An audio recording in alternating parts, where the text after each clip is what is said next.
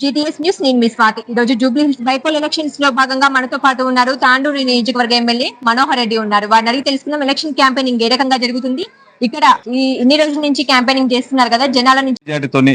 నవీన్ యాదవ్ గారు రేపు గెలవబోతా ఉన్నారు. ఓకే, ముఖ్యంగా ఇక్కడ కనుక చూసుకుంటే జూబ్లీ హిల్స్ నియోజకవర్గంలో చూసుకుంటే నవీన్ యాదవ్ కి రౌడీ షీటర్ అనే పేరు మాత్రం జోరుగా వినిపిస్తుంది. అన్ని సోషల్ మీడియాస్ కానివ్వండి, మిగతా పార్టీ వాళ్ళు కానివ్వండి నవీన్ యాదవ్ ని రౌడీ షీటర్ అంటున్నారు. దీని గురించి మీ అభ్యర్థిని మీరు ఏమంటారు? వాళ్ళు బీఆర్ఎస్ వాళ్ళు 10 సంవత్సరాల నుంచి ఏం చేయలేక ఆడలేక మధ్యలో బాగాలేదన్నట్లు వాళ్ళు చేసినట్టు ప్రజల అధికారం ఇస్తే వాళ్ళ నియోజకవర్గాన్ని పట్టించుకోలే. ఈ రోజు వాళ్ళకి చెప్పడానికి ఏం లేదు. ఉన్నటువంటి అభ్యర్థి పైన లేనిపోయిన అపనిందలు వేస్తే ఆ విధంగా వాళ్ళు ఓట్లు దండుకోవాలని చూస్తా ఉన్నారు. ప్రజలు గుడ్డివారు గారు, జూబ్లీ హిల్స్ ప్రజలు చాలా తెలివైన వారు. ఖచ్చితంగా నవీన్ యాదవ్ అన్నటువంటి యువకుడు తనకి ఏ పదవి ఉన్నా లేకున్నా, ఏ పదవి లేకున్నా, ఎక్కడ ఇబ్బంది ఉంటే ప్రజలు ఏ ఇంట్లో ఆపద ఉన్నా నేనున్నానని చెప్పి ఒక మంచి భరోసా ఇచ్చినటువంటి వ్యక్తి నవీన్ యాదవ్ గారు. తప్పకుండా ఈరోజు ఒక్కటే మీకు ఎగ్జాంపుల్, ఇక్కడ మనం ఈరోజు ఉన్నాం, ఈ సర్దార్జీల దగ్గర ఉన్నాం. నేను ఇక్కడికి వచ్చినప్పుడు ఒకటే చెప్పిండ్రు, కాంగ్రెస్ పార్టీకి రేపు నవీన్ యాదవ్ గారికి ఓటేయాలంటే నవీన్ యాదవ్ మాకు ఇంటి మనిషిలాగా, మాకు అక్కడ ఉన్నటువంటి ఎమ్మెల్యేని అప్పుడు ఎన్నోసార్లు అడిగితే మాకు గ్రేవ్ యార్డ్కి వస్తాం, ఒక ప్లేస్ అడిగితే గవర్నమెంట్ ప్లేస్ చేయండి అని అడిగితే మాకు ఇచ్చినటువంటి పాపాన పోలేడు రోజు తిప్పించుకొని. మాకు నవీన్ యాదవ్ అడిగినటువంటి ఎంబడే ఒక దాదాపు 40-50 లక్షల రూపాయల ప్రాపర్టీ, ఆయన సొంత ప్రాపర్టీ ఉంటే ఫ్రీగా ఇచ్చేసి గ్రేవ్ యార్డ్ కోసం ఆయన సొంత డబ్బులతో గ్రేవ్ యార్డ్ కట్టించి, ఆ గ్రేవ్ యార్డే కాకుండా మా కాలనీకి వచ్చినటువంటి ఏదైతే హరిద్వార ముఖద్వారము ఆర్చి ఉన్నదో ఆర్చి కూడా తన సొంత డబ్బులతో ఆర్చి కట్టించి, వీళ్ళకు మంచినీటి వ్యవస్థ ఇబ్బంది ఉంటే కూడా నేనున్నానని చెప్పి వాళ్ళకు బోర్ వేయడం కానివ్వండి, మోటార్లు ఇవ్వడం కాకుండా ఏ ఇబ్బంది ఉన్నా సోషల్ యాక్టివిటీస్లల్లో ఎమ్మెల్యే ఉండి చేయలేనటువంటి పని యువకుడు, చైతన్యవంతుడు, చదువుకున్నటువంటి ఒక విద్యావేత్త, తను సొంత డబ్బులతో చేసినటువంటి వ్యక్తి కనుక ఖచ్చితంగా మేము నవీన్ యాదవ్ను గెలిపించుకుంటాం. మాకు ఈ మధ్యనే మొన్ననే మా వెంగళరావు నగర్ కాలనీకి వచ్చినప్పుడు గౌరవ ముఖ్యమంత్రి గారు కూడా మాకు మంచి గట్టి నమ్మకాన్ని ఇచ్చిండు, గట్టి భరోసాను ఇచ్చిండు. మీరు నవీన్ యాదవ్ను గెలిపియండి, నా దగ్గరకు కానీ నేనున్నాను, మీ నియోజకవర్గాన్ని నేను అన్ని విధాల డెవలప్మెంట్ చేస్తాను. ఇప్పటికే దాదాపు ఒక 200 కోట్ల రూపాయల వరకు ఇప్పటికే డెవలప్మెంట్ స్టార్ట్ అయినాయి. ఇంకా కూడా 1000 కానీ 2000 కోట్లు కానీ ఈ జూబ్లీ హిల్స్ నియోజకవర్గాన్ని అన్ని విధాల డ్రైనేజ్ వ్యవస్థ కానివ్వండి, ఇక్కడ నుండి వాటర్ సప్లై కానివ్వండి, ఎక్కడ పోయి చూస్తే వాటర్ సప్లై కూడా ఇబ్బంది ఉంది, డ్రైనేజ్ చాలా ఇబ్బంది ఉన్నది, ఎక్కడ చెత్త కుప్పలు అక్కడనే డంపింగ్ యార్డ్లు ఉన్నాయి.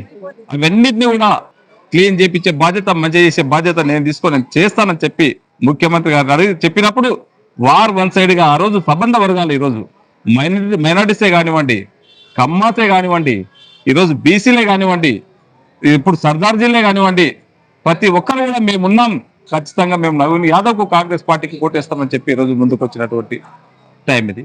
ఓకే సార్, బీఆర్ఎస్ పార్టీ వాళ్ళు ఏం చేయలేదు, కాంగ్రెస్ పార్టీకి ఓటేస్తే మళ్ళీ మోసపోయి గోసపడతారు అని చెప్పే రీతిగా వాళ్ళు 6 గ్యారెంటీలు అమలు చేయలేదని చెప్పేసి బాకీ కార్డులు పట్టుకొని ఇంటింటి ప్రచారం చేస్తున్నారు. దీని గురించి మీ 6 గ్యారెంటీల గురించి ఎంతవరకు సఫలమయ్యాయి, ఎలా ప్రజలకు అందుకున్నారు, ఆ విషయాలపైన చెప్పండి.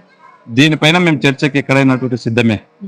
2014లో ఆ రోజు మిగులు బడ్జెట్ ఉన్నటువంటి 16,000 కోట్ల రూపాయలు ఉన్నటువంటి మిగులు బడ్జెట్ వాళ్ళకి అప్పచెప్తే 2023లో 8 లక్షల కోట్ల ఈరోజు అప్పు చేసి మాకు ఇవ్వడం జరిగింది.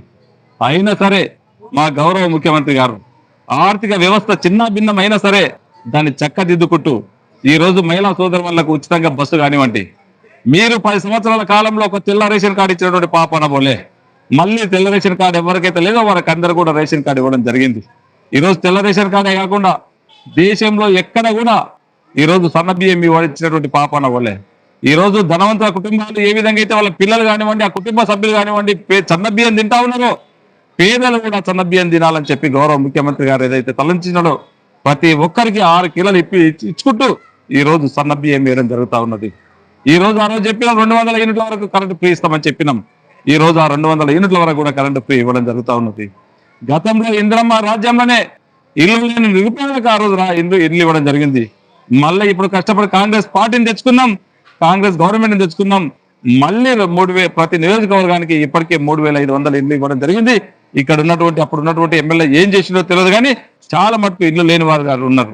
ఎక్కడ పోయినా మాకు ఇల్లు కావాలని అడుగుతా ఉన్నారు. వారికి అందరూ కూడా అన్ని ఇప్పించే బాధ్యత, ఒక గట్టి విశ్వాసం కూడా ఉంది మా బీద ప్రజల పట్ల.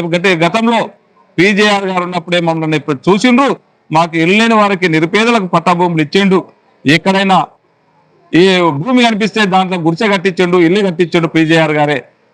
ఆయన పోయిన తర్వాత ఎవ్వరు కూడా మమ్మల్ని ఆదుకున్నటువంటి నాతుడే లేడు.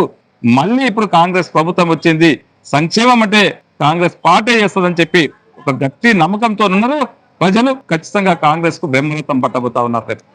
జూబ్లీహిల్స్ బైపోల్ నేపథ్యంలోనే హజారుద్దీన్ కి మంత్రి పదవి ఇచ్చారు. ఎందుకంటే ఇక్కడ ముస్లింస్ మైనార్టీస్ ఎక్కువగా ఉంటారు కాబట్టి వాళ్ళ ఓట్లు రాబట్టుకోనికే ముఖ్యమంత్రి మైండ్ గేమ్ ఆడారని కూడా చెప్తున్నారు.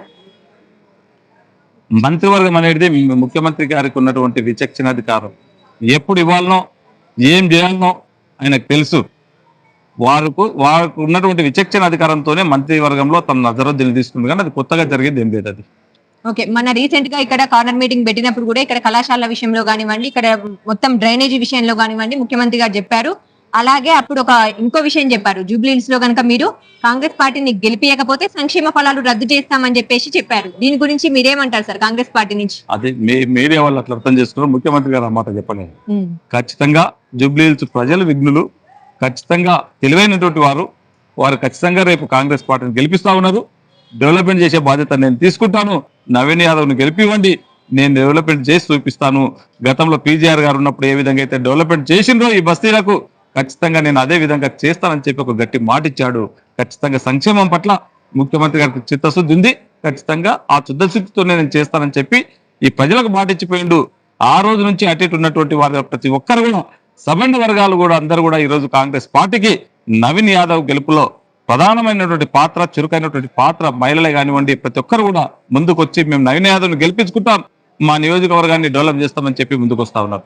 సీఎం రేవంత్ రెడ్డి జూబ్లీహిల్స్ లో ఓడిపోతామన్న ఉద్దేశంతో భయపడుతున్నారు. అలాగే ఇక్కడ ఉన్నటువంటి మంత్రులను, ఎమ్మెల్యేలను, అలాగే డివిజన్ వారిగా ఉన్నటువంటి వాళ్ళని కూడా ఇక్కడ తీసుకొచ్చి గల్లీలో ప్రచారం చేయిస్తున్నారు అని చెప్పేసి బీఆర్ఎస్ పార్టీ వాళ్ళైతే అంటున్నారు. అంటే మినిస్టర్స్ వచ్చి ప్రచారం చేయాల్సిన అవసరం ఏముంటది ఉప ఎన్నికకి ఒక్క సీటు గురించి అని చెప్పేసి అంటున్నారు.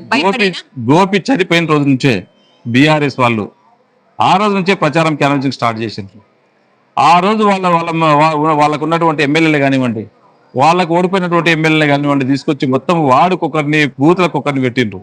మేము ఈ 4-5 రోజుల నుంచి మేము వస్తా ఉన్నాం, కానీ వాళ్ళు 2 నెలల నుంచే మొత్తం కాన్స్టిట్యూన్సీ అంతా కూడా క్యాప్చర్ చేసుకోవడం జరిగింది.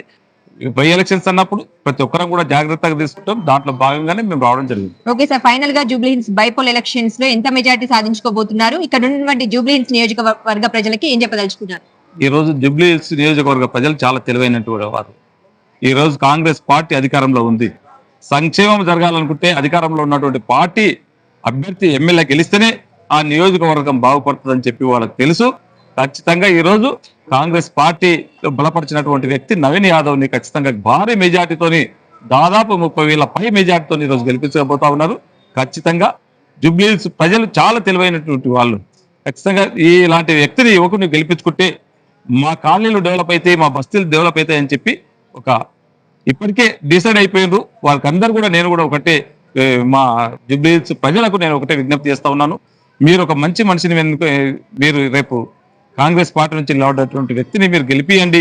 ఈ నియోజకవర్గాన్ని అన్ని విధాల అభివృద్ధి చేసే బాధ్యత గౌరవ ముఖ్యమంత్రి గారు తీసుకుంటారు. వారి ద్వారా నవీన్ యాదవ్ గారు మీ జూబ్లీహిల్స్ నియోజకవర్గం అన్ని విధాలా డెవలప్ అవుతుంది. మీరు కాంగ్రెస్ పార్టీకి నవీన్ యాదవ్ కు చేతి గుర్తుకు ఓటేస్తారని చెప్పి కూడా మీకు అందరూ కూడా విజ్ఞప్తి చేస్తా ఉన్నాను. ఓకే, చూస్తున్నారు కదా, తాండూరు ఎమ్మెల్యే బుయ్యని మనోహర్ రెడ్డి గారు మనతో పాటు ఇంతసేపు మాట్లాడడం జరిగింది. గత నెలకు పైబడే ఇక్కడ ఉన్నటువంటి వార్డుల్లో, కాలనీలలో తిరుగుతూ బస్తీ ప్రచారం చేస్తున్నారు. గడప